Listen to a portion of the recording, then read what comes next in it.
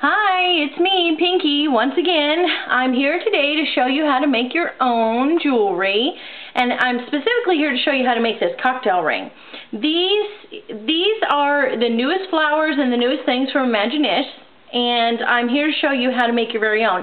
This is vintage lace here, and you can see it's on a ring, and look, you can snap it right off, and you can interchange it with a headband or anything else, and you can snap it back on, because this is a ring which they call snap rings from Imaginisce, and this is a snap daddy, which are snaps in the medium size for your eye top from the Imaginisce. I love this idea. I love the whole thing. As soon as they sent it to me, let me tell you, 5 minutes later I was making a ring. 10 minutes later I was making a video. So you bear with me today on this one, right? So we're going to make this ring, and you can see you can use it without the extra flowers if you want, or you can just use it. Basically, you can do whatever you want with it. So, here's what you're going to need. You're going to need some vintage lace, which I have here. You're going to need some of these awesome flowers from Imaginisce, and the ones I used were the pop-up posies in the Gotta Buy Basics collection. And they are beautiful. Oh my gosh. And these ones here are the Roly Rosies. See what they do? They are so much fun. You're going to need some glossy accents or some kind of dimensional glue, which I think that Mod Podge makes one too. You're going to need some really good adhesive, and you're going to need your eye top. Now, you don't have to have this petal roller from Imaginisce, but it really helps out a lot. Okay, so the first thing we're going to do is we're going to take our lace, and I took a piece about 2 inches wide, and I folded it over, and I cut a little circle. And then after you cut a little circle, you're going to take your eye top tool, let me move this out of the way, and you're going to make your brad. And I'm sure you all know how to make your own brads with the eye top tool.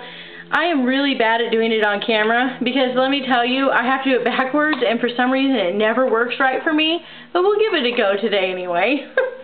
There's about 100 videos on the web that are much better than I am on how to use your eye top tool. And remember, it's Imaginisce. They are such an amazing company. Let me tell you, just amazing people, amazing products. I'm just wowed every day. I'm so excited that I get to work with them. Okay. Let me get that lace in there. So you're going to tuck the lace in there like you would the brad normally. And then you're going to make the brad. And you are going to pop it out like that. And then there's your little brad.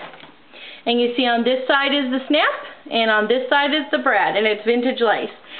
And what you're going to do after that is we're going to make this flower here. Now, I only had one package of these flowers, so I'm just going to make a different one, but you get the idea. So these flowers are so cool because you pop them out you just pop them out like the pop-out punch here. And then you just take a little bit of adhesive, and I use the extreme adhesive squares from Glue Arts because they hold so well and they hold for so long and they don't dry out. I've had a lot of glue lately fall apart, and these ones have really worked for me, so these are the ones I'm going to go with right now. And then you're going to take your flower after you put it together and pop it out. It's so easy. It just has a little tab on the back. See that? And then you're just going to roll the edges around so that it makes it a very naturally curved look. And you're going to roll the edges around just like that.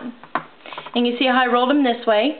And then you're going to take your glossy accents or your adhesive, dimension adhesive, and you're going to cover the entire flower, and you're going to let it sit for about a half an hour to an hour. And I don't have time for that. That's why I'm using both these pieces.